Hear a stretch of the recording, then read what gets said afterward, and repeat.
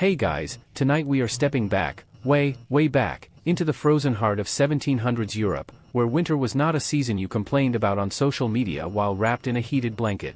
Winter was a living, breathing enemy. It had teeth. It had patience. And it came for poor families with a particular kind of cruelty that the wealthy, sitting in their stone manors with roaring fires and wine cellars, simply never had to reckon with. Tonight, you are not a nobleman. You are not a merchant with a warm second floor and a cook downstairs. Tonight, you are a peasant, a rural laborer, a category, a small craftsman on the edge of a village somewhere in France, Germany, England, or Poland, and the first frost has just arrived. Spoiler alert, you probably won't survive this in the way you're used to surviving things, like a bad Wi-Fi connection or a Monday morning. This is different. This is real. And it is relentlessly, beautifully, terrifyingly human. So, before you get comfortable, take a moment to like the video and subscribe, but only if you genuinely enjoy what I do here. And hey, drop a comment telling me where you're watching from and what your local time is right now. I genuinely love knowing that someone in a warm bedroom in Manila or a chilly apartment in Stockholm is drifting off to this. It makes the whole thing feel like a campfire, and tonight we very much need one. Now, dim the lights, maybe turn on a fan for that soft background hum, and let's ease into tonight's journey together. You are standing outside your cottage, if you can call it that, somewhere in the rural lowlands of Central Europe, and the air has changed. It happened overnight, the way it always does. Yesterday there was still a faint memory of autumn warmth in the afternoon sun.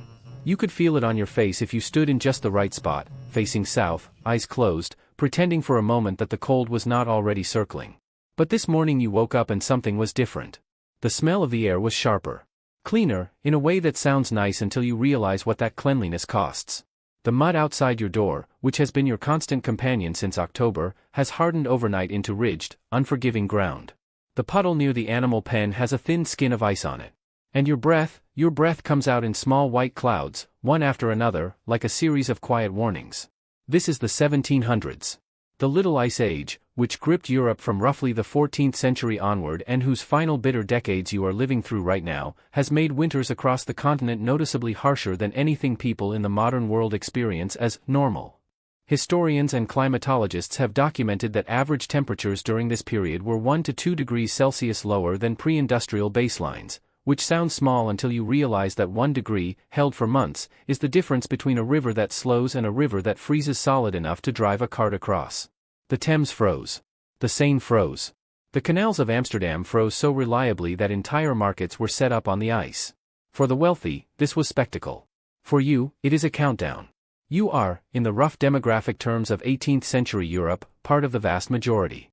Somewhere between 60 and 80% of the European population during this era lived in rural poverty or near poverty, dependent on subsistence agriculture, seasonal labor, and whatever small trade their hands could produce. There is no safety net below you in any formal sense. No government heating assistance, no food bank 3 streets over, no emergency fund. What you have is your family, your neighbors, your animals, your store of autumn provisions, and the structure of the cottage behind you, which we will get to very soon, and which will simultaneously impress you with its ingenuity and horrify you with its conditions. But right now, in this opening moment, what matters is the feeling. Because winter in 1700s Europe was not merely a logistical challenge, it was a psychological season. It had a weight to it. You felt it arriving the way you feel a headache coming on, that slow, gathering pressure behind everything. The days had been shrinking for weeks.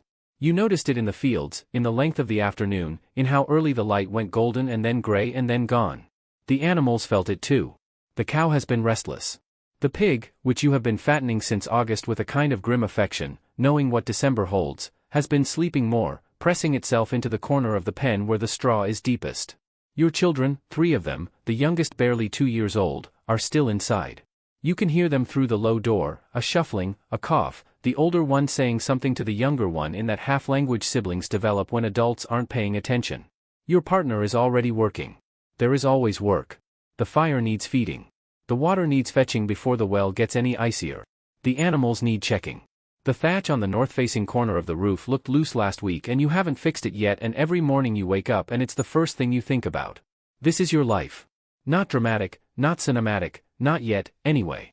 Just the continuous, low-grade labor of staying alive inside a season that does not care about you in the slightest. And yet, somehow, and this is the thing that drew me to this story, the thing that keeps me here, you will probably make it. Not because the system supports you. Not because winter goes easy on the poor, but because human beings, when pressed against the cold hard wall of necessity, become astonishingly, almost absurdly resourceful. The strategies your family uses, the knowledge in your hands and your neighbor's hands, the rituals and workarounds and stubborn refusals to simply give up, that is what tonight is about. So pull the blanket up a little tighter, settle in, and let's follow you through it. Because winter, in all its brutal honesty, is just beginning. You turn back toward the cottage and look at it, really look at it, the way you don't normally, because when you live somewhere you stop seeing it and start simply inhabiting it. But let's see it clearly tonight, because this structure, humble and imperfect as it is the single most important piece of survival technology you own. It is not impressive by any standard that the modern eye would recognize. It is low, so low that a tall person ducks instinctively at the doorway, not because the door frame is decorative but because the entire building was constructed to minimize the volume of air that needed to be heated.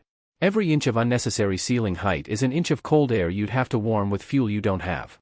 The builders of this cottage, likely your grandparents, or their grandparents, or a village carpenter working from accumulated generational knowledge, understood thermodynamics without ever having heard the word. The walls are the first thing to understand. In most of rural Europe during this period, the walls of a poor family's cottage were built from whatever the local landscape offered most cheaply and abundantly. In England and parts of northern France, this often meant cob, a mixture of clay, straw, sand, and sometimes animal dung, packed thick and allowed to dry into a surprisingly solid mass. In Central Europe and Scandinavia, timber framing was more common, with the gaps between the wooden beams stuffed with a mixture of moss, clay, straw, and horsehair, a technique called wattle and daub in its more refined form, though what you have is less refined and more desperate. In Poland and the eastern edges of the continent, full log construction was standard in forested areas, with the gaps between logs packed with anything fibrous and insulating, rags, dried leaves, animal wool pressed into service. The thickness of these walls matters enormously. A cob wall in a well-maintained English cottage could be 2 feet thick or more. 2 feet of dense, moisture-holding clay and straw mixture is a genuinely effective insulator, slow to lose heat, slow to admit cold, acting almost like a thermal battery that absorbs the warmth of the fire during the day and releases it slowly through the night. Historians who have studied vernacular architecture of this period have noted that many of these structures, despite their apparent primitiveness, performed comparably to early 20th century housing in terms of heat retention per unit of fuel consumed. That is not an accident. That is centuries of trial and error compressed into mud and straw. The floor beneath your feet is earth. Packed earth, worn smooth by generations of foot traffic, sometimes mixed with ox blood or clay to harden it, sometimes scattered with rushes or straw that you sweep out periodically and replace. It is not glamorous. It is cold in a way that rises through your feet even through thick wool stockings, a cold that is damp and bone-deep rather than crisp. In winter, you put down more straw. You put down every scrap of textile that isn't doing another job, old sacks, worn-out cloaks, pieces of sacking from the last grain delivery. The floor becomes a layered thing, a kind of rough carpet of accumulated insulation that you pick your way across carefully because you know which patches cover the worst cold spots. The roof is thatch, almost certainly thatch, because thatch was the roofing material of the European poor for centuries, and with good reason.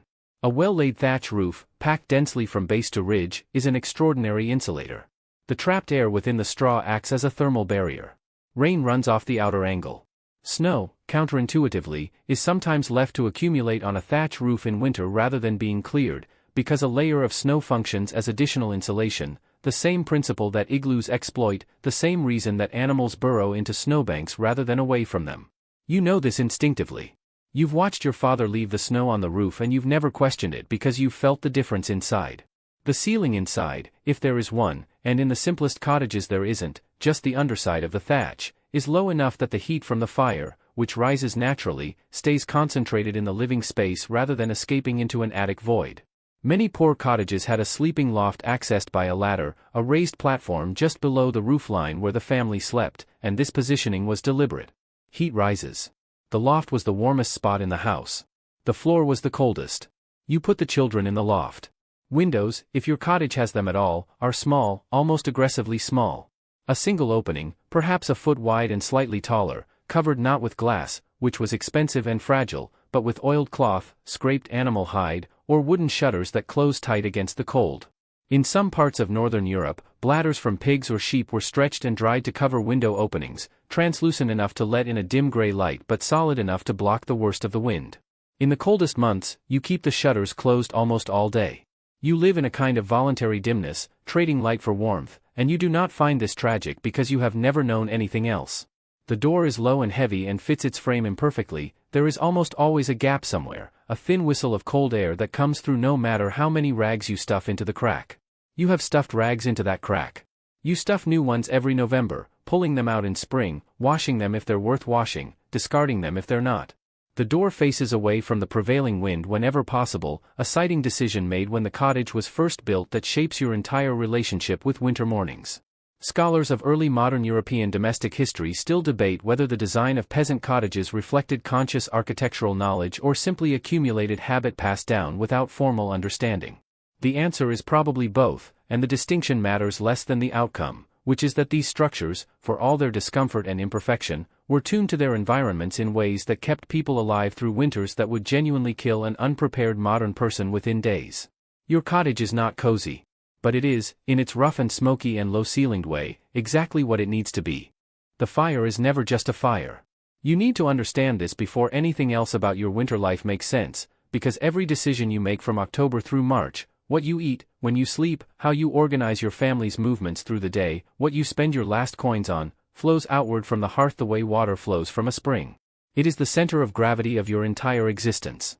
And right now, on this cold morning in the depths of a 1700s European winter, the first thing you did when you opened your eyes, before you checked on the children, before you thought about breakfast, before you registered the ache in your back from the straw mattress, was look at the fire.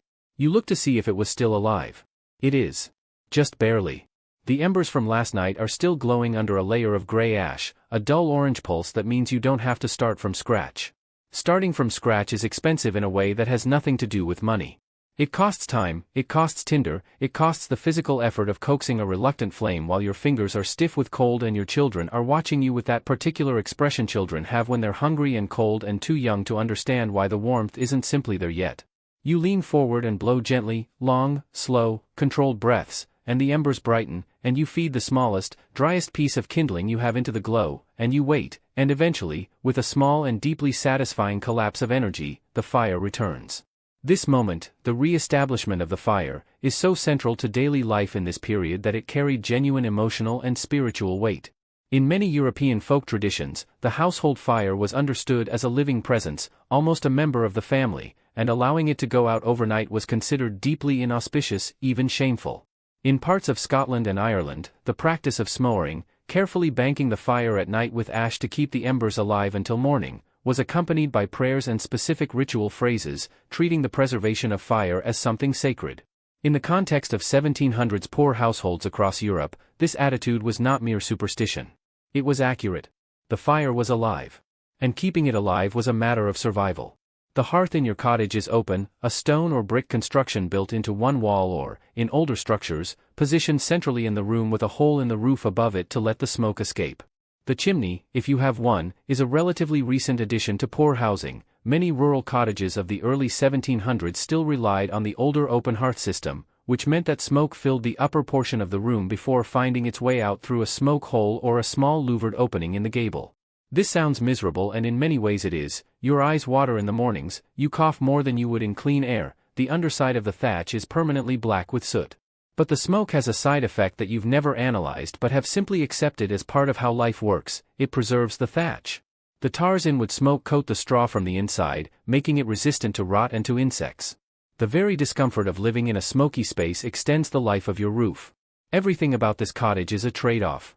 Fuel is your most precious winter resource, and the management of it requires a kind of ongoing arithmetic that runs quietly in the back of your mind from the moment autumn begins.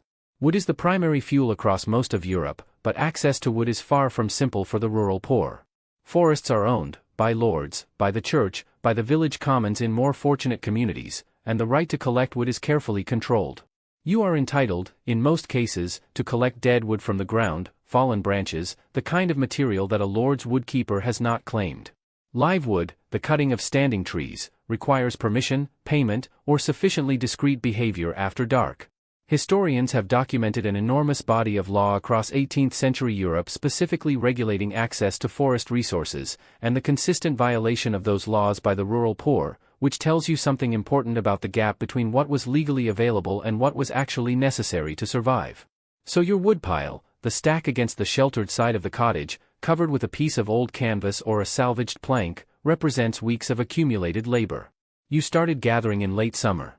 You carried armloads home from the forest margins, stacked them to dry, covered them against the autumn rain. You know, with the rough mental math of long practice, approximately how many days of heat that pile represents. You also know it's probably not enough. It never quite is. This is why fire management, the careful regulation of how much you burn and when, becomes a constant background skill in winter life. You do not keep the fire roaring all day. A roaring fire is a wealthy household's fire, a fire that someone else is feeding, a fire you don't have to worry about in the morning. Your fire is modest, deliberately modest. You build it up in the mornings for cooking and warmth, let it settle to a steady medium burn through the day while work happens around it, and then in the evening you begin the careful process of reducing it, feeding it less, letting it drop to the minimum that will still heat the room and protect the children from the worst cold, before banking it at night with ash to preserve the core. Peat, where it was available, in Ireland, Scotland, parts of the Low Countries and northern Germany, was used instead of or alongside wood, and it had its own economics and rituals. Peat burns slower and cooler than wood but lasts longer and was often free to cut from common bogs. Families who had access to peat rights were in a meaningfully better position than those who didn't. Some communities burned dried animal dung, a fuel source that sounds humiliating but is entirely practical, burned steadily, and was used across Europe and Asia for centuries without apology. The quirky footnote to all of this is that in some parts of 18th century France, city authorities actually tracked fire usage in poor neighborhoods during severe cold snaps by monitoring rooftop smoke. If a chimney went cold for too long, it was sometimes interpreted as a sign that the household was in distress. It was, in its rough way, an early welfare check. The smoke meant you were alive. And every morning when you blew those embers back to life, you were, without quite knowing it, announcing your survival to the world. There is a smell in your cottage that you have stopped noticing entirely, the way you stop noticing the sound of a river if you live beside it long enough. A visitor, someone from a town, someone with the luxury of separate structures for separate purposes, would step through your low doorway and recoil slightly, their nostrils registering something dense and warm and biological that sits somewhere between a stable and a bakery and a den of large sleeping animals. You would look at them with mild confusion, because to you this smell is simply the smell of home in winter. It is the smell of survival. And the creatures producing most of it are standing 3 feet away from where your children sleep, separated from the family's living space by nothing more than a low wooden partition or, in the simplest cases, nothing at all. This is the byre house, the longhouse, the combined dwelling, and it was standard across enormous swaths of rural Europe during this period. The practice of housing humans and animals under one roof, or in directly adjoining structures sharing a common wall through which heat could pass, was not a sign of desperation or ignorance. It was a rational, well-tested response to the thermal mathematics of winter survival. A single cow produces approximately the same heat output as a small space heater, somewhere between 1,000 and 1,500 watts of continuous warmth, generated by the metabolic processes of a large mammal that is simply existing, eating, and breathing. You are not heating the cow. The cow is heating you. The relationship is one of the more elegant arrangements in the history of human ingenuity, even if it is not something you would choose to explain to modern dinner party guests. The typical arrangement in a northern European longhouse of this era placed the family's living space at one end and the animal quarters at the other, with the animals situated on the slightly lower end so that drainage ran away from the living area rather than toward it. The shared wall between the two spaces was often just a rough wooden barrier, enough to prevent the pig from wandering into the sleeping area at 2 in the morning but not enough to block the slow, steady seepage of animal body heat into the human side of the building. On the coldest nights, the nights when the temperature outside dropped well below freezing and the wind came sideways across the fields, this seepage was the difference between dangerous cold and merely uncomfortable cold. The animals you might share your winter with depended on what your family could afford to keep and feed through the lean months. A cow was the most valuable, both for her heat output and for the milk she might still produce in reduced quantities through winter, a source of fat and calories that the family genuinely needed. A pig, usually 1, sometimes 2, fattened through the autumn and slaughtered in December in the great annual event that every rural family organized their late autumn calendar around. A few sheep or goats, whose wool was as valuable as their warmth and whose milk added variety to the diet. Chickens, almost universally, because chickens are small and hardy and will wedge themselves into any warm corner available, and their scratching and murmuring in the dark is a sound so deeply embedded in the human experience of pre-industrial domestic life that it appears in descriptions of peasant households from Sweden to Sicily. The chickens, in many households, came entirely indoors in winter. They roost on the rafters, on the furniture, on the edge of the sleeping loft ladder. They produced eggs, which were precious, and warmth, which was nearly as precious, and a certain amount of mess that you cleaned up with the philosophical resignation of someone who has long since made peace with the non-negotiable terms of their existence. Historians studying the material culture of 18th-century European peasant life have found consistent archaeological and documentary evidence of human-animal cohabitation across France, the Germanic states, Scandinavia, the British Isles, and Eastern Europe, not as an aberration but as the norm, the baseline, the expected configuration of a poor family's winter. The smell we should discuss honestly, because it mattered in ways beyond the olfactory. Animal waste, the manure that accumulated on the animal side of the longhouse through winter, was a resource, not merely a problem. It was carefully collected and composted, either in a pile adjacent to the building or in a covered pit, and in spring it became the fertilizer that your fields depended on. Some households in northern France and the Low Countries maintained what were called fumiers, manure heaps positioned directly against the exterior wall of the house, and the heat generated by the composting process provided an additional layer of insulation to the wall it was piled against. This is the kind of detail that sounds either disgusting or brilliant depending on how charitable you're feeling, and the honest answer is that it was both simultaneously. The animals also required care through the night, which shaped the family's sleeping patterns in ways we'll come back to in more detail later. Someone had to check on the cow, particularly in the deepest cold. A sick animal was not merely a loss of future food, it was a loss of current heat, and a dead animal in the night could mean the family woke to a significantly colder space than they'd gone to sleep in. Children, particularly older children who had aged into usefulness, were sometimes given the responsibility of night-checking the animals, a job that required getting up, crossing the partition, feeling for warmth and the steady rise and fall of a large breathing side, and then returning to the sleeping pile satisfied. There is a charming and somewhat improbable footnote from the historical record of 18th-century Bavaria, where tax assessors attempting to count livestock for purposes of agricultural taxation occasionally reported that they could not reliably distinguish between the household and the animal quarters because the family's sleeping arrangements had expanded organically into the animal space during a cold snap, with children bedded down in the straw beside the cow on the grounds that she was warmer than the loft. The assessors noted this without apparent judgment. It was simply what people did. Historians still argue whether the health consequences of human-animal cohabitation were on balance negative, given the disease transmission risks, or partially offset by the thermal and nutritional benefits in the context of a population that would otherwise have faced higher cold-related mortality. The debate is unresolved. What is not debated is that millions of European families made this calculation every winter and chose warmth, and that most of them survived to make it again the following year. The hunger season does not begin in winter. This is the thing that catches most people off guard when they first start thinking seriously about how pre-industrial European families survived the cold months, the assumption that winter is when the crisis starts, when the scarcity arrives, when the planning begins. But you have known since childhood that by the time the first frost comes, the decisions that will determine whether your family eats adequately or desperately between now and April have already been made.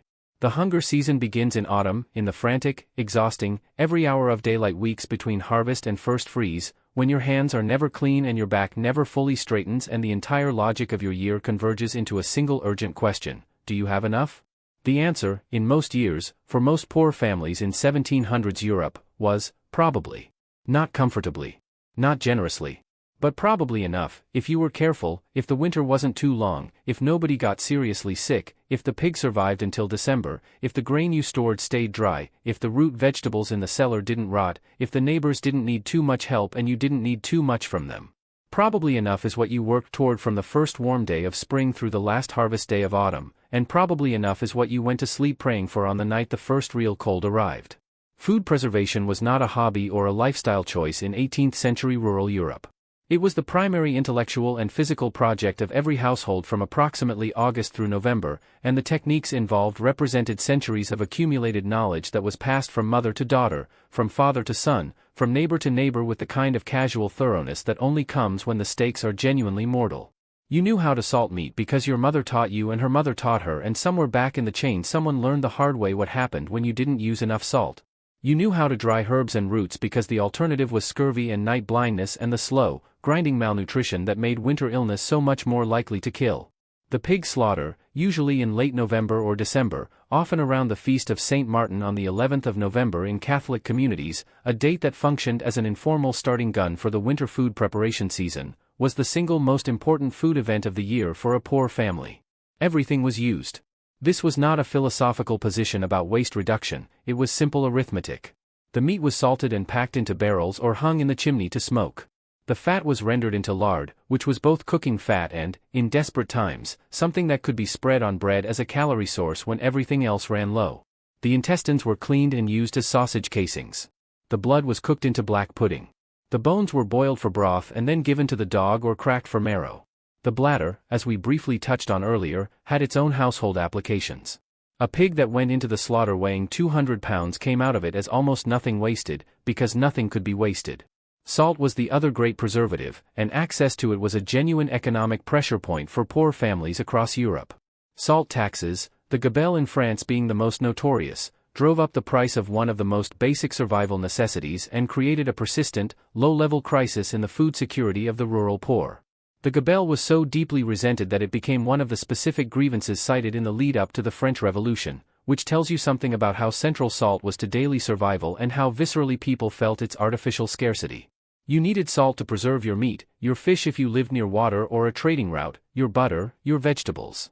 Without adequate salt your winter food supply shrank dramatically, and the calculation of how much salt you could afford to buy in autumn was one that determined how much protein your family would have in February. Root vegetables went into the root cellar, a pit dug below the frost line, either beneath the cottage floor or in the ground outside, lined with straw and covered to maintain the near-freezing but not frozen temperature that kept carrots, turnips, parsnips, and beets in a state of suspended usefulness for months. The root cellar was checked regularly because rot was contagious. One soft turnip pressed against its neighbors could compromise an entire season's supply in a week, and you learned to sort through the pile with your hands in the dark, feeling for the give of decay, pulling out anything questionable before it spread. Grains, rye, barley, oats, occasionally wheat if you were prosperous enough or lucky enough in your harvest, were stored in sacks or wooden chests, elevated off the floor to avoid damp, in the driest part of the cottage or in a separate small granary if the family had one. The mental ledger that you kept, rough, intuitive, updated daily, tracked how your supplies were holding against how far the winter still had to run. You knew, from long experience and community knowledge, approximately how many weeks of serious cold you could expect in your region. You knew your family's consumption rates with the rough precision of someone who has never had the luxury of imprecision. And you knew the warning signs, the point at which the sacks felt too light, the point at which the cellar was giving up its last reserves, that told you it was time to start reducing portions before the reduction was forced on you by emptiness. Historians still argue whether chronic mild malnutrition was the universal baseline condition of the European rural poor in winter, or whether sufficient years of good harvest and careful management could produce genuine food security at the household level. The evidence suggests enormous variation. Good years and bad years, well-managed households and desperate ones, regions with better access to common resources and regions stripped bare by taxation and landlord extraction. What is consistent across the documentary record is the anxiety, the planning, the autumn urgency that never quite left you until the first green things appeared in spring and told you that the hunger season, at least for this year, was finally, mercifully ending. You are hungry in a way that is not dramatic. This is important to understand, because when we imagine historical hunger we tend to reach for the extreme images, the hollow cheeks, the distended bellies, the crisis moments that make it into the written record precisely because they were extraordinary. But the hunger that defines your winter is not that. It is quieter and more persistent than that. It is the hunger of someone who has eaten, technically, but not quite enough, who has consumed calories but not quite sufficient calories, who has had something warm in the stomach but not quite the warmth that reaches all the way to the edges of the body. It is the hunger of slightly reduced portions, of broth that is thinner than it was in October, of bread that is darker and denser and less of it than you would choose if choosing were the point. This is your winter diet, and you have eaten some version of it every winter of your life, and you will eat it again, and you are remarkably, stubbornly, ingeniously good at making it work. The cornerstone of your winter eating is pottage, and if you have never heard the word before, file it away, because it was the single most important food in the diet of the European poor for several centuries and it deserves more respect than history typically gives it. Pottage is, at its most basic, a thick soup or porridge made by boiling grains or legumes in water until they break down into a dense, filling mass, with whatever vegetables, herbs, or scraps of meat or fat can be added to improve the flavor and nutritional content. It is endlessly variable within its essential simplicity. In a good week your pottage has a piece of salt pork in it, some dried peas, a turnip pulled from the cellar, a handful of dried herbs that you gathered in summer and hung from the rafters to dry. In a harder week it is grain and water and whatever fat you can spare, thick enough to be filling, plain enough to remind you that this is the lean time. The pot hangs over your fire almost continuously. This is not an exaggeration. The cooking pot, suspended from an iron hook or a wooden crane over the hearth, was in many poor households a permanent feature of the fire, replenished and refreshed rather than emptied and started from scratch. You added to it. You drew from it. The contents shifted gradually over days, new ingredients incorporated into what remained from the previous cooking, the pot becoming a kind of slow, accumulating record of the week's available resources.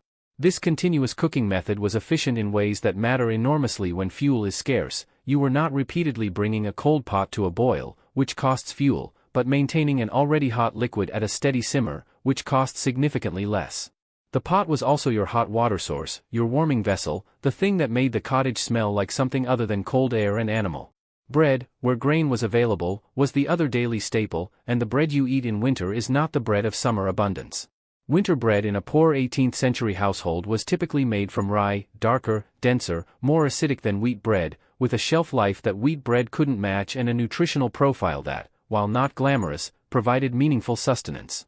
In the leanest periods, rye flour was stretched with other things, dried peas ground into flour, bran, occasionally bark flour in the most desperate northern communities where winter starvation was a genuine recurring threat. The resulting bread was heavy and dark and not particularly pleasant, but it filled the stomach and it lasted, which were the two requirements that mattered. The salt meat from your November pig slaughter is being rationed with a care that borders on the ceremonial. A piece of salt pork the size of your fist might flavor a week's worth of pottage, imparting fat and protein and the deeply satisfying savory quality that makes a plain grain porridge feel like a meal rather than a punishment. You are not eating the meat directly, not yet, not unless it's a feast day or someone is sick and needs the nutrition. You are using it as a flavoring agent, a cook's trick that stretches a finite resource across the maximum possible number of meals. The fat that renders out of it into the cooking liquid is as valuable as the meat itself, because fat is calories and calories are heat and heat is survival. Fish, where accessible, was a crucial supplement to the winter diet of the poor, and the Catholic Church's calendar of fast days, on which meat was prohibited but fish was permitted, had the unintended side effect of building fish consumption into the rhythm of the week for communities across Europe. Dried salt cod, herring packed in barrels, smoked fish of various kinds, these were trade goods that even relatively poor households could sometimes access, and they provided protein and variety in a diet that could otherwise become monotonously grain-centered. The herring trade in particular was an enormous economic force in 18th century Europe, connecting the fishing grounds of the North Sea to the tables of poor families across France, Germany, and the Low Countries through a distribution network that was, by the standards of the era, remarkably efficient. There is a genuinely surprising footnote in the dietary history of this period. Researchers studying the bones of 18th century European peasants have found evidence that seasonal variation in diet was so pronounced that the chemical composition of bones actually shifted measurably between the well-fed summer months and the lean winter ones, a record written in calcium and collagen of exactly how much the body was asked to give up between November and April. Your skeleton, if anyone were to study it 300 years from now, would tell the story of every winter you survived in the quiet language of mineral depletion and recovery.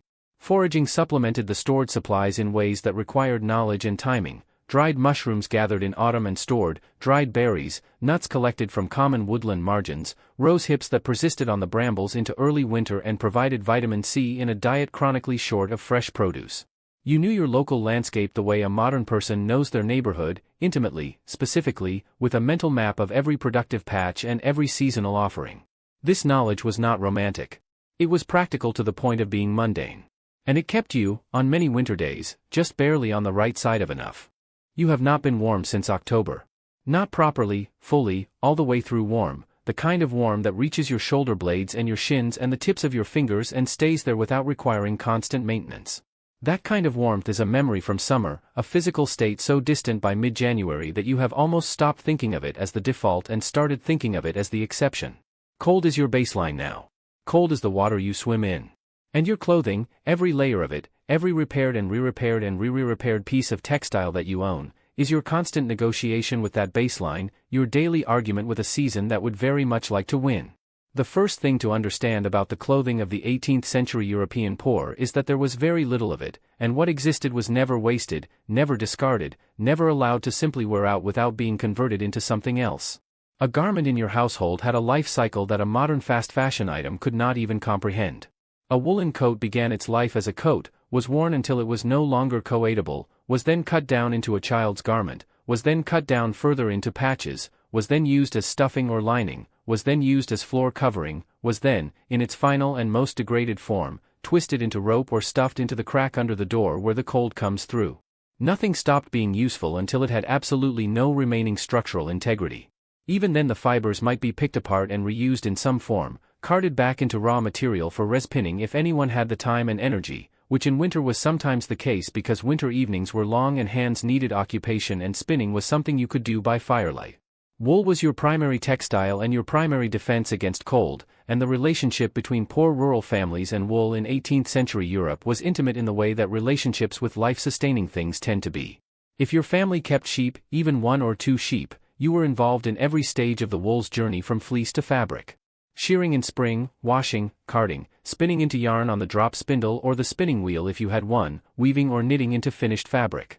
The quality of what the rural poor produced at home was generally coarser and less refined than commercial wool cloth, but coarse wool is still wool, still lanolin-rich, still naturally water-resistant to a degree, still one of the best insulating materials available in a pre-synthetic world because of its ability to trap air within its crimped fibers and retain warmth even when damp, which was a genuinely critical property in a climate where dampness was a constant companion.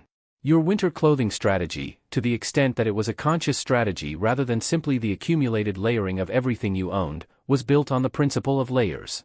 Not because you had read about thermal regulation, you hadn't, the concept didn't exist in those terms, but because you had lived in a cold body long enough to understand empirically that 2 thinner layers were warmer than 1 thick layer, that the air trapped between fabrics was doing work, that putting on everything you owned when you went outside and then removing the outer layers when you came back to the fire was the most efficient way to manage your body temperature across a day of varying activity levels. You knew this the way you knew everything practical, through your body, through experience, through watching what worked and what didn't over years of winters.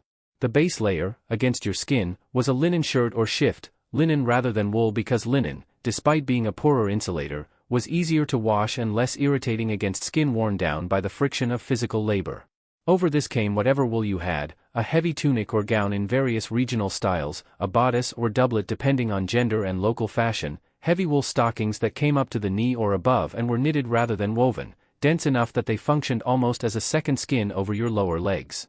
On top of all of this, in the coldest weather, came the outer layer, a heavy cloak if you were lucky enough to own one, a blanket repurposed as a wrap if you weren't, an old grain sack with a hole cut for the head in the most desperate cases, which sounds like a joke but appears with uncomfortable frequency in the documentary record of 18th century poor relief applications, people describing their winter outer garments in terms that make modern reading uncomfortable. The feet deserve special attention because cold feet were not merely uncomfortable, they were a genuine medical threat in a world where frostbite led to infection led to amputation or death in the absence of effective treatment. Wooden clogs were the standard footwear of the rural poor across much of northern and central Europe, and they were better suited to this purpose than their appearance suggests. A wooden sole does not conduct cold the way leather does. Clogs were typically worn with thick wool stockings and often stuffed with straw, packed around the foot inside the clog, which added insulation and absorbed moisture and was replaced when it became too wet and compressed to be useful. The image of a peasant pulling straw out of their shoes to renew the insulation is not picturesque rural charm. It is functional engineering. Historians still argue about the extent to which the clothing poverty of the rural poor in this era contributed directly to cold-related mortality, versus the extent to which acclimatization and adaptive behavior compensated for textile scarcity. One particularly interesting area of scholarly debate involves the use of animal skins by the very poorest, sheepskin with the wool still attached, worn as a vest or wrapped around the torso, which appears in poor relief records and traveler accounts but is difficult to quantify as a widespread practice. What is clear is that the ingenuity applied to staying clothed and covered in winter was on a par with the ingenuity applied to staying fed and housed, relentless, practical, and entirely born of necessity rather than choice. Hats, it is worth noting, were not optional. Heat loss from an uncovered head in serious cold is not a myth, it is physiology. Every person in your household wore something on their head from November through March, from the simplest knitted wool cap to a wrapped cloth to, for the children, whatever could be tied under the chin and kept on despite small children's apparent evolutionary drive to remove headwear at the worst possible moments. The baby has been crying since before dawn. Not the sharp, alarmed cry of something suddenly wrong, but the low, persistent, miserable cry of a small body that is cold and hungry and not yet possessed of the language to explain which of these things is bothering it most or in what proportion. You know this cry. You have heard it every winter morning since the child arrived, and you know what it requires: warmth, first, immediately, because a cold infant is a dangerous infant, and then feeding, and then the particular kind of sustained physical contact that small children require in cold weather in a way that feels almost more urgent than in summer, as though their bodies understand instinctively that another warm body is a resource and they are going to hold on to it with both fists. Children in 18th century Europe died at rates that are genuinely difficult for the modern mind to absorb without a kind of protective numbness settling over the statistics. Infant mortality, deaths in the first year of life, ran at somewhere between 150 and 300 per thousand live births across most of Europe during this period, depending on region, decade, and social class. For the rural poor, the numbers tended toward the higher end. Winter compressed this mortality into its worst months. January, February, and March were the deadliest for infants and young children across virtually every European region for which records survive, a pattern so consistent that demographers have given it a name, the winter mortality peak, and have traced it through parish records stretching back centuries. The causes were overlapping and mutually reinforcing. Respiratory infections that a well-nourished, warm child might have survived were fatal in a cold, malnourished one. Diarrheal illnesses caused by the limited and sometimes contaminated winter diet stripped small bodies of fluids and nutrients they couldn't afford to lose, and the simple physiological fact that infants cannot regulate their own body temperature the way adults can made exposure a constant, low-grade threat. You know all of this without knowing any of it in these terms.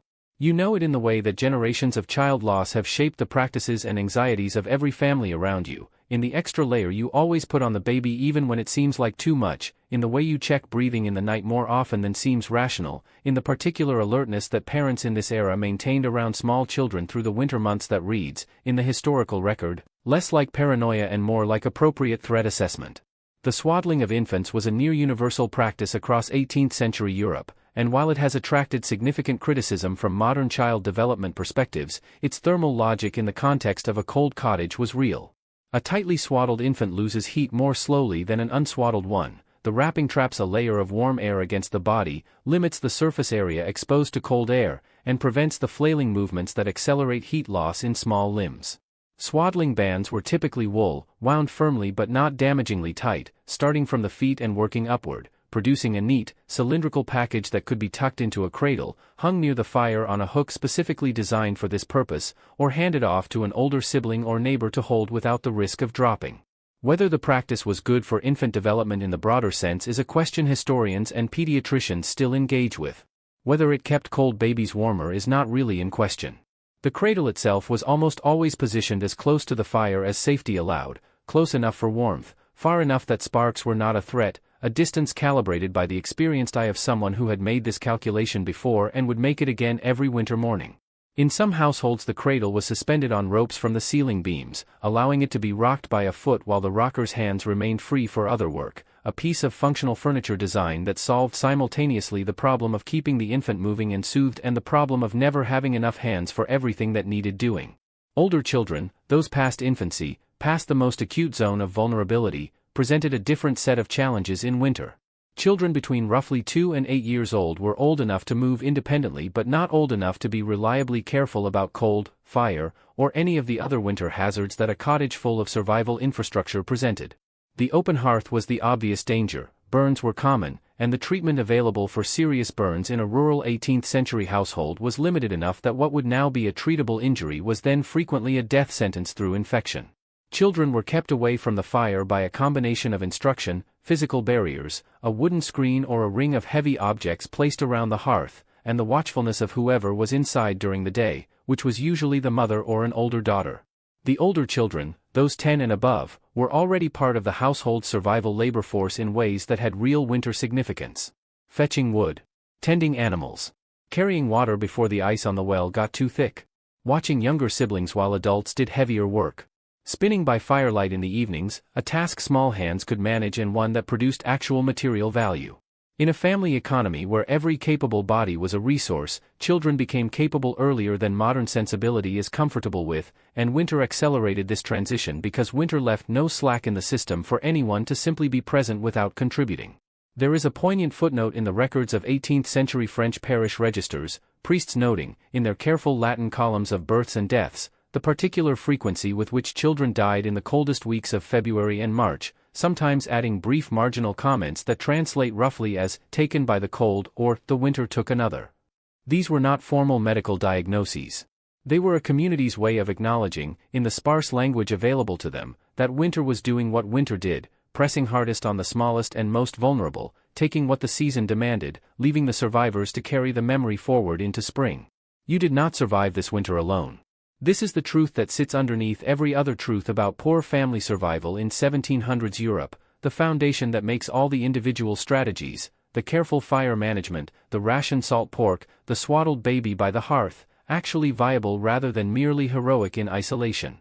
Human beings are not well designed for solitary survival in serious cold. We are too naked, too slow, too dependent on complex food preparation, too vulnerable in sleep, too liable to the cascading failures that follow a single bad event, a broken tool, a sick animal, an injury, to make it through a northern European winter on the resources of a single household without any external support. The village was not a backdrop to your survival. The village was a mechanism of your survival, as functional and as carefully maintained as the thatch on your roof or the embers in your hearth. The mutual aid networks of 18th-century rural European communities operated without formal organization in most cases, without written agreements, without designated administrators, without the institutional apparatus that modern social welfare requires. They operated instead on the basis of reciprocity so deeply embedded in community life that it functioned almost like a reflex. You helped your neighbor because your neighbor had helped you, because your neighbor would help you again, because the entire community understood at a level below conscious articulation that the alternative to mutual support was a higher rate of death among people you knew and needed and cared about. The economics of this were not abstract. They were immediate, personal, and enforced by the social pressure of a community small enough that everyone knew everyone's business and long memories were the rule rather than the exception. The most visible form of winter mutual aid was the sharing of fire and food in moments of acute crisis. If a household's fire went out and they could not restart it, perhaps their tinder was wet, perhaps the flint was lost, perhaps illness had left everyone too weak to manage the process, a neighbor would bring live coals in a clay pot, a practice so standard that it barely warranted comment in the documentary record, appearing only when something unusual attached to it. If a family's food stores ran short before spring, neighbors provided, not lavishly, not from abundance, but from their own carefully rationed supplies, accepting the social debt that this created and the expectation that it would be repaid in kind when circumstances reversed. These transfers were not charity in the sense of a gift freely given with no expectation of return. They were loans against future reciprocity, investments in the community's collective survival capacity. The communal sharing of labor was the other great pillar of winter survival networks. Wood cutting, which required more physical effort than a single person or household could efficiently manage alone, was frequently done communally, groups of men from neighboring households going out together to the common woodland margins, cutting and hauling together, sharing the load and the risk. The communal barn raising of spring and summer had its winter equivalent in the collective management of shared resources, clearing snow from shared paths, maintaining communal wells, watching over the livestock of a household struck by illness. These were not organized events with advanced scheduling. They were responses, immediate and practical, to needs that the community recognized as collective rather than individual. The guild system, in towns and larger villages, provided a more formalized layer of mutual support for craft workers and artisans, weavers, blacksmiths, carpenters, leather workers, whose winter income dropped along with agricultural work. Guild charity funds, maintained by member contributions during prosperous times, provided relief payments to members who fell into destitution through illness, injury, or market collapse. The records of these funds from 18th-century France and the Germanic states show consistent winter spikes in relief applications, the cold season reliably producing the concentrations of need that the funds were designed to address. Not everyone had access to guild support, and the rural agricultural poor who made up the majority of the population largely did not, but for the artisan class it represented a genuine institutional buffer against the worst outcomes. The church was the other major formal institution in this picture, and its role in winter survival was simultaneously spiritual and thoroughly practical. Parish poor boxes, collections taken during services and distributed to the most desperate households, functioned as a rudimentary welfare transfer in most European communities. Church granaries, maintained in better endowed parishes, provided grain relief in famine years. Monasteries and convents operated as distribution points for food, firewood, and basic clothing to the local poor, a function so embedded in monastic life that the records of major religious houses include detailed accounts of winter charitable distributions stretching back to the medieval period. The effectiveness of church relief varied enormously depending on the wealth of the local institution, the character of its leadership, and the severity of the need in any given year. In a bad year, the church could not come close to meeting the demand, and its resources were themselves strained by the same harvest failures that produced the need. Historians still argue about the relative importance of formal institutional relief versus informal community mutual aid in sustaining poor populations through difficult winters, whether the church and guild systems were structurally significant or merely symbolic gestures against needs so vast that they couldn't meaningfully address it. The emerging consensus in early modern social history leans toward the informal networks as the primary survival mechanism, with formal institutions providing important but ultimately supplementary support. What both agree on is that the individual household, operating in isolation, was genuinely insufficient, that survival was a collective project in ways that modern individualist cultures struggle to fully internalize. There is something quietly profound about this when you sit with it on a cold night. Your survival was not a personal achievement. It was a communal one, woven from 10,000 small acts of reciprocity between people who needed each other with a directness and an honesty that abundance tends to obscure. The neighbor who brought coals when your fire went out was not being generous in the way we use that word now, implying a surplus freely shared. They were being human in the oldest sense, recognizing that your survival and theirs were not separate projects but the same one, pursued together or not at all. The cold does not cancel the work. This is perhaps the cruelest truth of winter in 1700s Europe for the rural poor, the one that most sharply distinguishes your experience from the modern fantasy of winter as a season of rest and hibernation and warm drinks by the window. You do not get to hibernate. The animals need feeding every single day regardless of temperature. The fire needs fuel regardless of how much your hands hurt in the cold. The water needs fetching regardless of how thick the ice on the well has grown overnight. The paths need clearing regardless of how much snow fell while you slept. Winter does not reduce your labor obligations in any meaningful sense, it increases them, because every basic task becomes harder, slower, more physically punishing, and more dangerous when the temperature is below freezing and the ground is treacherous and your body is running on less food than it needs to perform optimally. You are outside before full light this morning. This is not a choice so much as a constraint. The animals cannot wait for the sun, and the well is easier to manage before the day's activity freezes the rope mechanism into something that requires 10 minutes of patient coaxing before it will move. Your breath comes in rapid clouds as you cross the yard, your clogs crunching on the frozen mud, your outer wrap pulled tight across your chest with one hand while the other carries the water bucket. The cold at this hour has a physical density to it, a weight that presses against your face and pushes under your collar and finds, with unerring precision, every gap in your layering. Your ears ache. Your fingers, inside their wool wraps, are already stiff enough that gripping the bucket handle requires conscious effort rather than the automatic grip of warmer months. Firewood collection was the most continuous and physically demanding of winter labor obligations, and its management defined much of the rhythm of the cold season for poor families.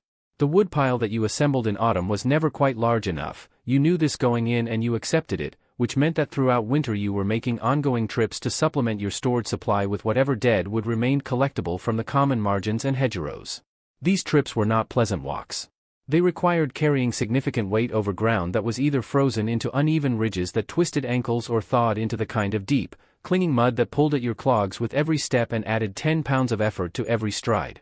You carried what you could. You came back and stacked it and went again if time permitted. The care of animals through winter was a daily obligation that could not be deferred or abbreviated without real consequences. Your cow required hay, cut and dried in summer, stored in the small hay loft above the animal quarters or in a separate stack outside, in quantities that you had estimated in autumn and which were, like everything else in your winter stores, never quite as generous as you would have chosen. The calculation of how much hay your animals could be given each day without exhausting the supply before spring grass grew was a constant background problem, one that got harder as February extended and the hay supply dwindled and spring refused to arrive on any schedule that accommodated your needs. Underfeeding a cow through winter reduced her milk production and weakened her condition, making her more vulnerable to illness and reducing her value as a working animal in spring. Overfeeding her exhausted your hay supply and left you with nothing. The middle path was narrow and required daily attention. Snow clearing was a labor obligation that extended beyond your own property in many European communities of this era, formalized through manorial obligation or village custom into a collective responsibility. The main village paths and roads needed to be passable, for the movement of goods, for access to the church, for the functioning of whatever small market activity continued through winter.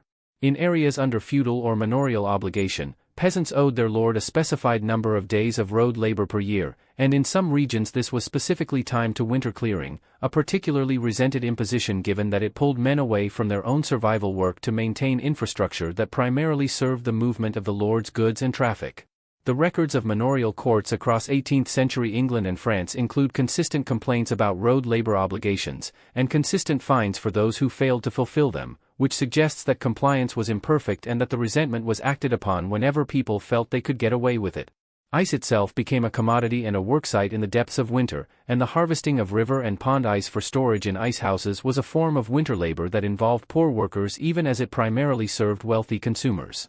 Ice houses, insulated underground or semi-underground structures where large blocks of ice were packed in straw and preserved through summer, were features of wealthy estates, and the labor of cutting and transporting the ice came from hired poor workers who were paid in cash or, more often, in kind. It was cold, wet, dangerous work. Falling through ice during cutting operations was a real risk, but it was paid work in a season when paid work was scarce, and families who could send an able-bodied member to ice cutting work were meaningfully better off for it.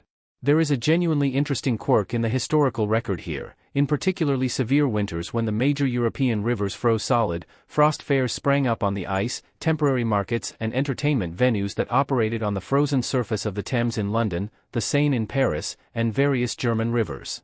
These events, which historians have documented in considerable detail, involved both wealthy visitors seeking novelty and poor workers seizing an unexpected economic opportunity, selling food, carrying goods, performing services on the frozen surface.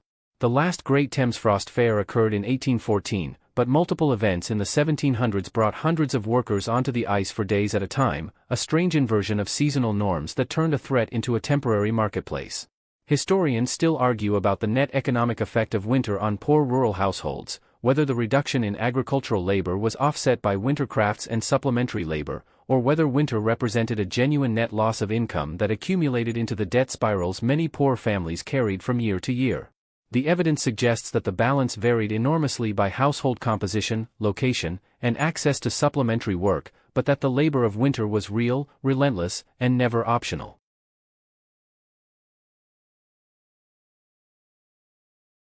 Someone in your household is sick.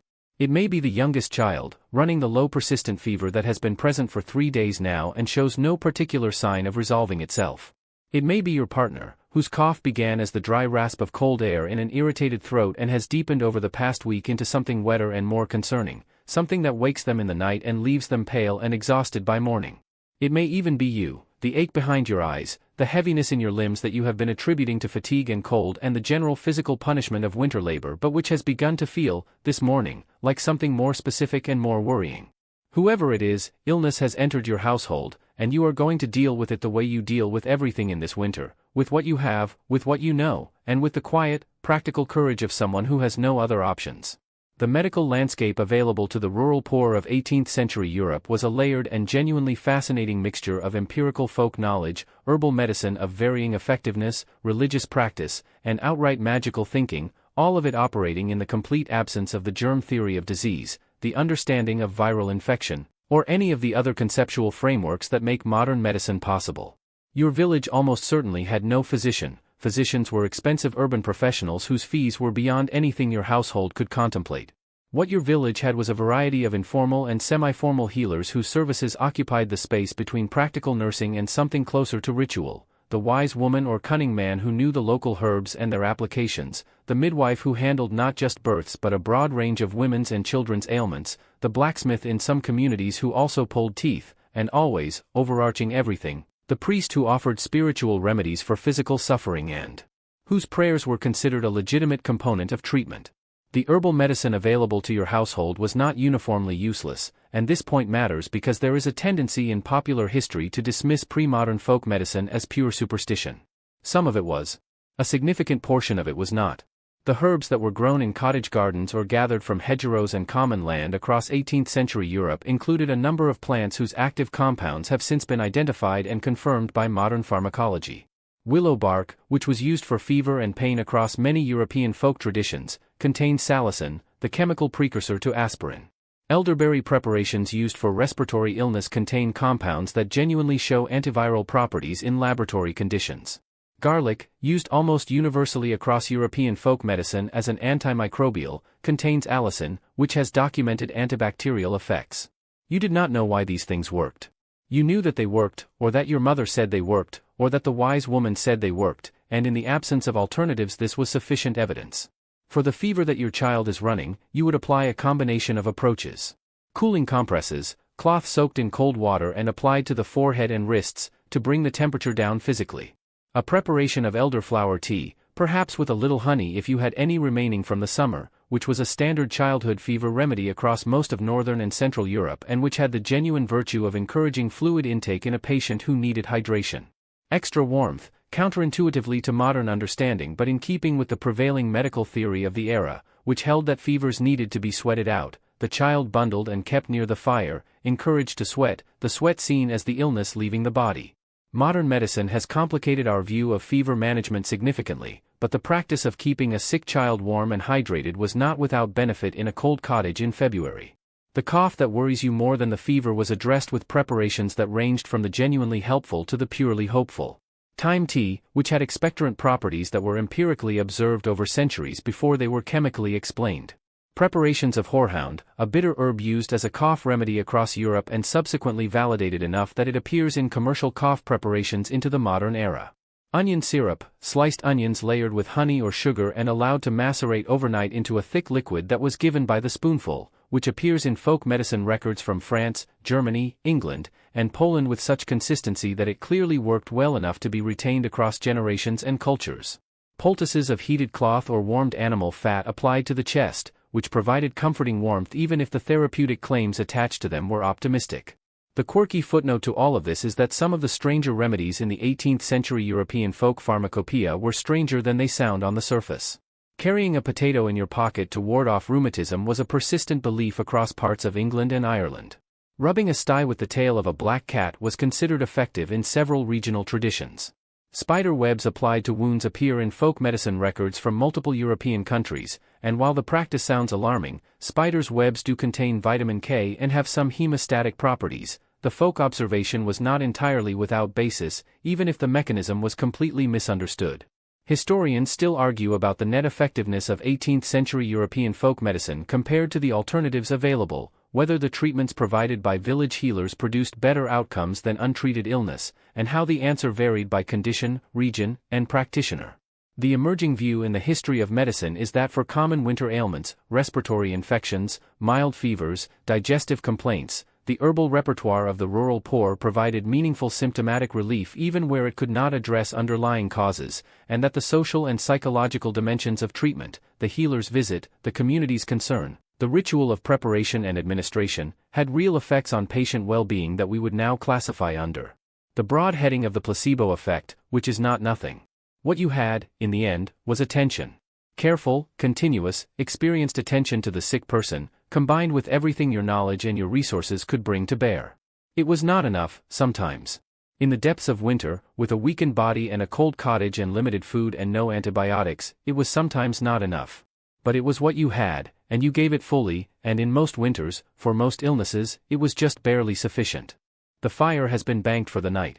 You did this yourself, an hour ago, with the careful attention of someone performing a task that matters, raking the coals into a central pile, covering them with a thick layer of ash to slow the burn, checking once and then checking again that the arrangement would hold until morning without either dying completely or throwing a spark onto the floor rushes. The cottage is dim now, the only light a faint dull pulse from the covered embers and whatever thin gray illumination comes through the gap in the shutters from a moon that is doing its best behind a layer of cloud.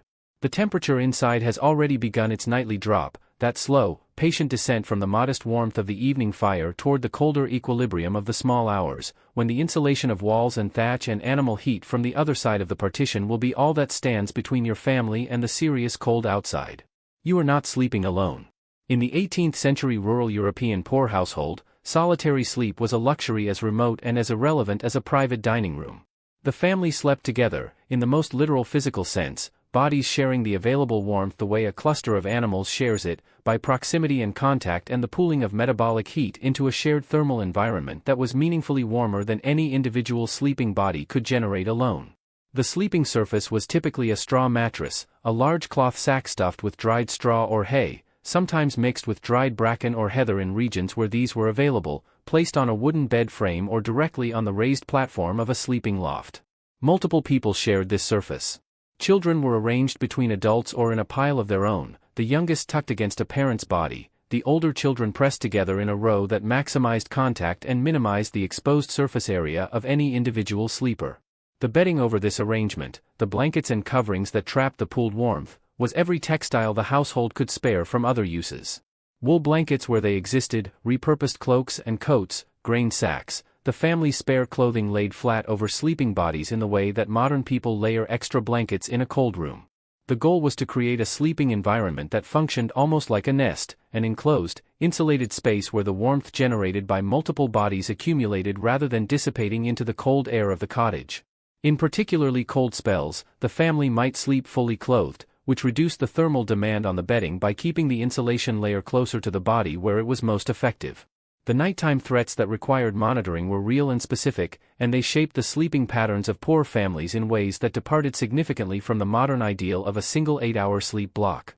Research into pre-industrial sleeping patterns, most notably the work done on historical sleep in the late 20th century drawing on diaries, court records, and literary sources, has established that the standard sleep pattern across most of pre-industrial Europe was biphasic, 2 distinct sleep periods separated by an hour or more of wakefulness in the middle of the night. This first sleep and second sleep pattern, as it appears consistently in the historical record, was not a response to insomnia or disorder. It was the normal expectation, built into the language and the daily planning of people across social classes. For your household, this midnight waking period had practical content that gave it a purpose beyond simply the biological rhythm that produced it. Someone checked the fire, confirmed that the banked coals were still alive, added a small piece of fuel if the temperature in the room had dropped enough to warrant it, adjusted the ash covering if needed. Someone checked the animals, crossed to the partition, listened for the steady breathing of the cow, felt for warmth, confirmed that nothing had gone wrong in the night that required immediate attention. In households with infants, the midnight waking included feeding, settling, the attentive check of a small chest's rise and fall that parents in every era perform without quite deciding to. These were not interruptions of sleep. They were the scheduled maintenance of survival systems that could not be left unattended for a full 8 hours in the depths of winter. The darkness itself was a feature of winter nights that modern people with electric lighting genuinely cannot reconstruct from imagination. When your fire was banked and your shutters were closed, the darkness inside your cottage was complete, not the urban darkness of a room with light coming under the door, not the suburban darkness where your eyes eventually adjust to the ambient glow of the world outside, but an absolute, featureless, textureless black that your eyes made no progress against no matter how long you waited. You navigated this darkness by memory and by touch. You knew where the door was, where the animal partition was, where the children were sleeping, where the fire was, because you had lived in this space long enough that its geography was written in your body rather than requiring your eyes. Fire as a nighttime threat deserves explicit acknowledgement, because thatch fires were a genuine and recurring cause of household destruction in 18th-century rural Europe. A spark from a poorly banked hearth, carried by a draft to the dry interior surface of a thatch roof, could take hold with terrifying speed. The documentary record of rural communities throughout this period includes regular entries of houses lost to fire, and the consequent homelessness in winter was one of the worst disasters that could befall a poor family, not merely the loss of shelter but the loss of stored food, tools, clothing, everything that the household's survival was built around. Village communities responded to fires with the same mutual aid reflexes that addressed other crises, absorbing the burned-out family into neighboring households until something could be rebuilt, but the fear of fire in the night was rational and persistent. There is a charming footnote in the sleep history of this era. Records from several English and French rural communities describe the role of the village night watchman, whose duties included not only looking out for thieves and disturbances but specifically watching for the first signs of roof fires in the small hours, the telltale curl of smoke from a thatch that was smoldering rather than simply cold. In some villages this was a paid position. In others it rotated through households on a communal schedule, each family taking their turn at the watch in exchange for the protection of the whole. Even in sleep, the village was a mechanism. Even in the dark, the network held. The darkness has been with you for months now.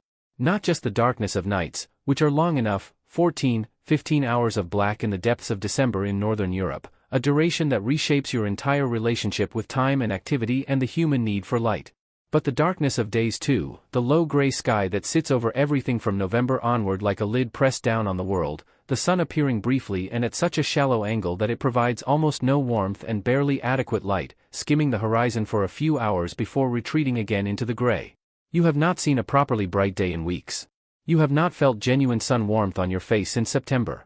And while you would not describe yourself as suffering from this, you do not have the vocabulary or the conceptual framework to name what you are experiencing as a diagnosable condition. Something in your body and your mind has changed since the light went away, and it will not fully return until the light does. What you are experiencing, without knowing its name, is the psychological and physiological reality of seasonal darkness, and its effects on the human mind and body are well documented in the modern literature on seasonal affective disorder and circadian rhythm disruption.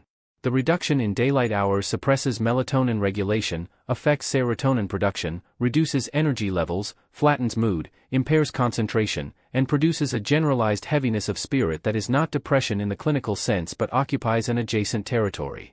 In a modern person, this manifests as the winter blues, as the feeling of dragging through January, as the particular grayness of February afternoons. In your cottage in 1700s Europe, it manifests as something you simply call the weight of winter, a felt reality that everyone around you shares and that your community has developed, over centuries, an elaborate set of cultural and spiritual technologies to address.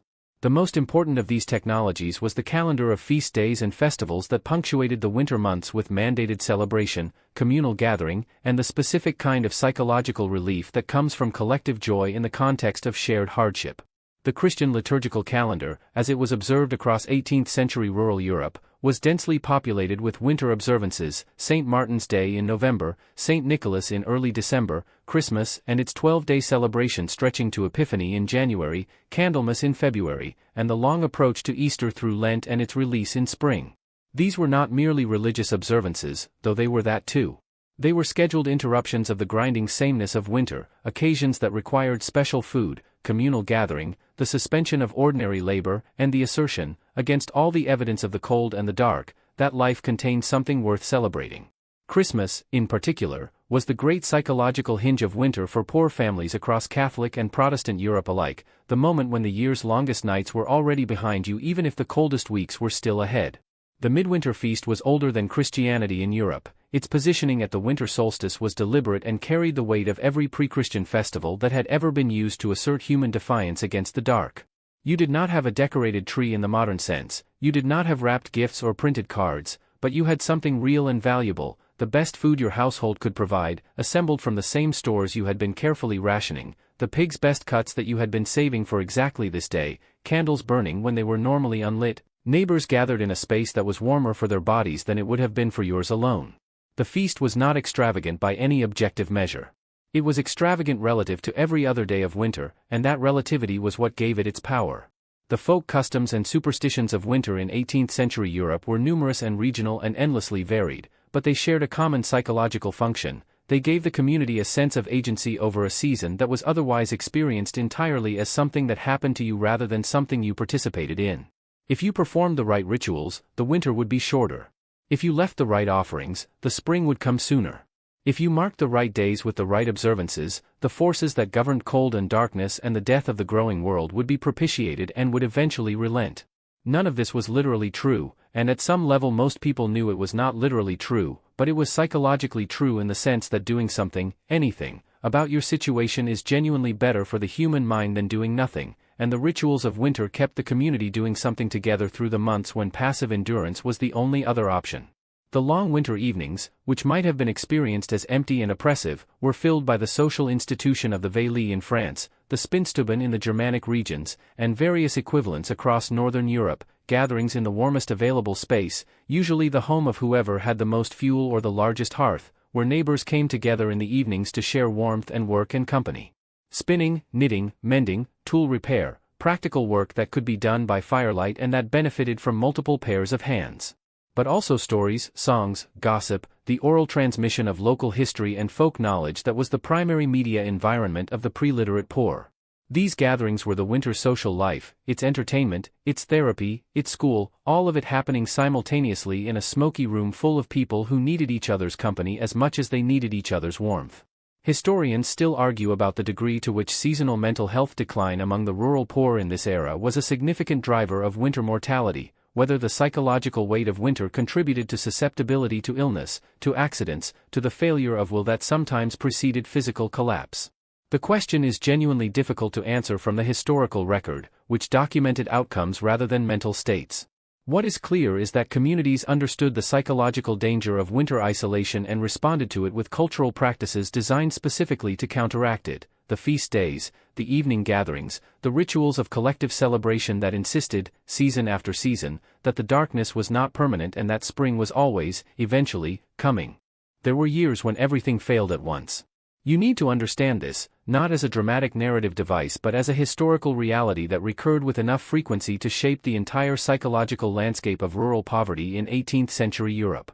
The individual strategies we have been following through this winter, the careful fire, the ration stores, the community networks, the folk remedies, the winter rituals, all of these were designed for the normal bad year, the year where winter was hard but manageable, where the harvest had been adequate if not generous, where the cold was serious but not catastrophic. They were not designed for the years when the harvest failed entirely, when the cold arrived early and stayed late, when disease swept through the livestock and the community simultaneously, when the Lord's tax collector came anyway despite everything, when the war moved through and took what was left. Those years existed. They came with terrible regularity. And what happened in them was different in kind, not just degree, from the ordinary winter struggle we have been describing. The 18th century in Europe was punctuated by a series of subsistence crises, episodes of mass food shortage driven by combinations of harvest failure, extreme weather, war, and the structural vulnerabilities of an agricultural economy with no storage capacity beyond the household and village level and no distribution infrastructure capable of moving food surpluses from regions of abundance to regions of need quickly enough to matter.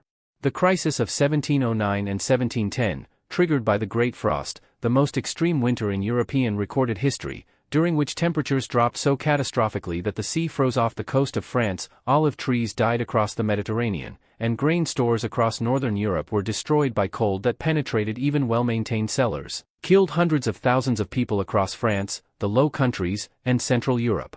The famines of the 1740s in France and Ireland, the crisis years of the 1770s and 1780s that helped create the conditions for the French Revolution, these were not isolated disasters but recurring features of a system perpetually operating at the edge of its capacity. In those years, the first thing that changed was the food. The rationing that you had been maintaining with careful precision through a normal winter became, in a crisis year, something more desperate, not the disciplined reduction of portions to make adequate stores last, but the genuine exhaustion of stores that were simply not there, followed by the turn to emergency foods that occupied the boundary between sustenance and poison. Bark bread, flour made from the inner bark of pine or birch trees, ground and mixed with whatever grain remained, was consumed across Scandinavia and parts of northern Germany and Poland in severe scarcity years, providing bulk and some calories but causing digestive damage with extended use. Clay was sometimes mixed into bread dough to add weight and the physical sensation of fullness while providing no nutritional value. Grain that had gone moldy in damaged stores was eaten anyway, and ergot, the fungal contamination of rye that produced a compound chemically related to LSD, caused epidemic outbreaks of ergotism, a condition whose symptoms included hallucinations, convulsions, and the horrifying gangrenous destruction of extremities that gave it the medieval name St. Anthony's fire. The social fabric that held communities together through normal bad winters began to fray under the pressure of genuine scarcity in ways that are deeply uncomfortable to read about. The mutual aid networks that we described earlier depended on reciprocity, on the understanding that giving now meant receiving later, that the community's collective survival capacity was worth investing in because you would need it yourself. But in a year when everyone was simultaneously desperate, the mathematics of reciprocity broke down. Giving food to a neighbor when your own children were hungry was not a sustainable social obligation, and the historical record of crisis years includes consistent documentation of the breakdown of community solidarity, the hoarding of food, the refusal to share, the emergence of black markets in basic necessities, the increase in theft and violent crime as desperation overrode the social constraints that normally governed behavior. Begging became mass migration in crisis years. The roads of 18th-century France in the winter of 1709 to 1710, and again in the terrible years of the 1780s, were filled with people who had left their home villages because there was nothing left there, families walking toward towns and cities where charity institutions might provide something, individuals heading toward regions rumored to have food, the desperate movement of people for whom staying put had become equivalent to dying in place. The urban authorities of the major European cities, Paris, London, Amsterdam, Hamburg, responded to these influxes with a mixture of charity and repression, opening emergency feeding stations and simultaneously issuing orders to drive vagrants back to their parishes of origin, an instruction that was both morally incoherent and logistically impossible to enforce against people who had nothing to lose. The authorities' response to subsistence crises in this era was shaped by a theory of poverty that held the poor largely responsible for their own destitution, the idea that idleness and improvidence were the primary causes of poverty, rather than structural features of an agricultural economy with no social safety net. This view was not universal. There were reformers and philosophers who argued differently, but it dominated policy in most European states through most of the 18th century and meant that institutional responses to crisis were systematically inadequate relative to the scale of need. Poor relief systems designed for the management of chronic individual poverty were simply not scaled for mass subsistence crisis, and the gap between need and response was filled by death. Historians still argue about the precise mortality figures for the major 18th-century European subsistence crises, partly because record-keeping in the worst-affected rural areas was itself disrupted by the crises, and partly because distinguishing famine mortality from disease mortality in populations weakened by hunger is genuinely difficult. What is not in dispute is the scale: hundreds of thousands dead in the worst episodes, whole villages depopulated, the demographic record showing the sharp teeth of crisis years as sudden notches in otherwise slowly rising population curves. You lived with the knowledge of these years. They were in the memory of your community, named and dated: the year of the Great Cold, the year the harvest failed twice in a row, the year the soldiers came through, carried forward as warnings and as the explanation for practices that might otherwise seem excessive in their caution. The root cellar dug deeper than strictly necessary. The hay stored beyond what the animals required. The neighbor helped even when it hurt. All of it in conversation with the memory of when it had not been enough.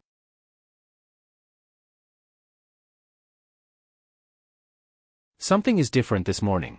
You notice it before you are fully awake, in that soft suspended moment between sleep and consciousness where the body registers the world before the mind has fully engaged with it. It is not dramatic, there is no sudden warmth, no burst of light through the shutters, no birdsong announcing transformation. It is subtler than that, and in some ways more powerful for its subtlety.